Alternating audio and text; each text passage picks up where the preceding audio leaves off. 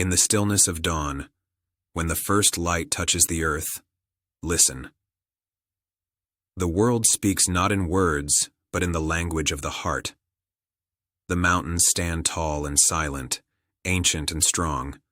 They remind us of the strength within us, a strength that has faced many storms and will stand through all trials. The rivers flow, always moving, always changing. They teach us the wisdom of letting go, of moving forward even when the path is unclear. The wind whispers through the trees, carrying the voices of our ancestors. They guide us with their wisdom and their love. We are not separate from the earth, but woven into the fabric of all creation.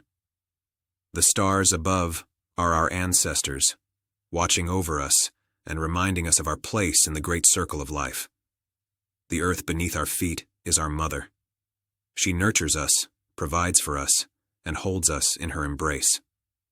Every tree, stone, and living being has a spirit, a purpose, and a lesson to share. The Great Spirit has given us life, a precious gift. With it comes the responsibility to live in harmony with all that is. Our thoughts, our words, our actions ripple out, touching all that we see and all that we do not see.